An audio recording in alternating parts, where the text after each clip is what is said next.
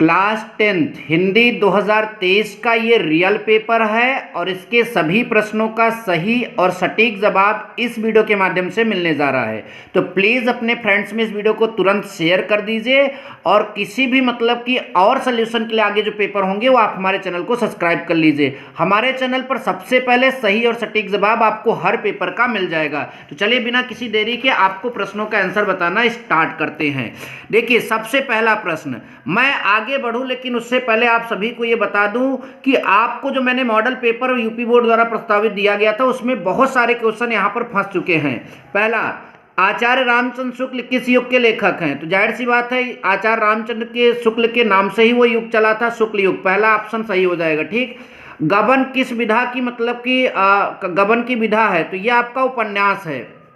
हालांकि मुझको एकांकी में भी डाउट है तो मैं इस पर एक उपन्यास बता दे रहा हूँ। ठीक। कंकाल के लेखक हैं, तो कंकाल के लेखक कौन हैं? तो आप सभी को पता होना चाहिए, जयशंकर प्रसाद हैं। ठीक।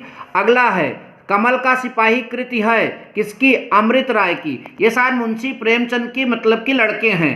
अब आपको अगले प्रश्न का जवाब दे देते हैं। शुक्ल युग की समयावधि, तो शुक्ल युग की समयावधि जो है 1919 से 1938 तक मानी जाती है।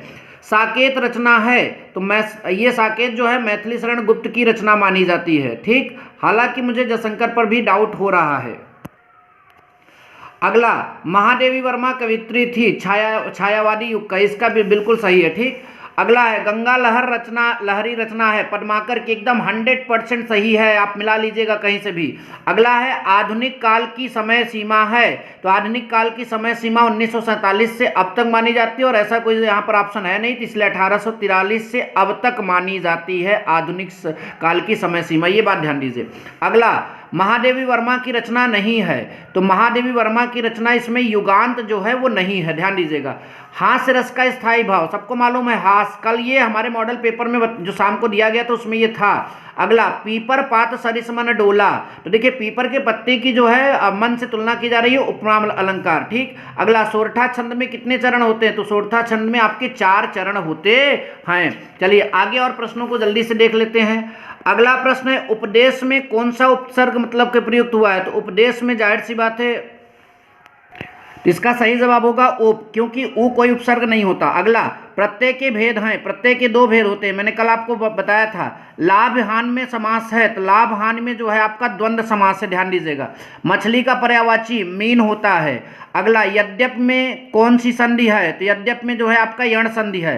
अगला, मधु का द्वितीय विभक्ति बहुवचन है मधुनी, ध्यान दीजिएगा। अगला, पठिताम धातु का वचन और पुरुष, तो ये आपका हो जाएगा पठिताम धातु का जो वचन और पुरुष है तो ये आपका प्रथम पुरुष द्विवचन। ठीक, ये आपका हो जाएगा। अब आ जाते हैं और प्रश्नों को भी देख लेते हैं जल्दी से। तो ये आपके गद्यांश दिए गए हैं और इस गद्यांश में आपको जो है आंसर देना था, तो आपने, मुझे इसका संदर्भ नहीं पता है किससे लिया गया है। और इसकी बात करें तो यहाँ पर जो है चिंतामणि मनुष्य प्रफुल्लित होता है। तो इन प्रश्नों के आंसर हालांकि लिखे होंगे, अब चूंकि हमने इसकी उतना पढ़ाई नहीं किया इसलिए मैं गलत नहीं बताऊंगा आप सभी को। ठीक। आगे देखिए, जो अगले साल पेपर देंगे अब उनके लिए पेपर दिखा देते हैं। ठीक। और आगे अब ऐसा कोई है नहीं गलत सही करने का, अगर आपको ये आया होगा तो ये देखिए, ये तो वाराणसी नामक पाठ से ये मॉडल पेपर से मैच कर गया, एकदम मिल गया है। ठीक। ये भी आप शायद इसको भी पढ़ कर गए होंगे।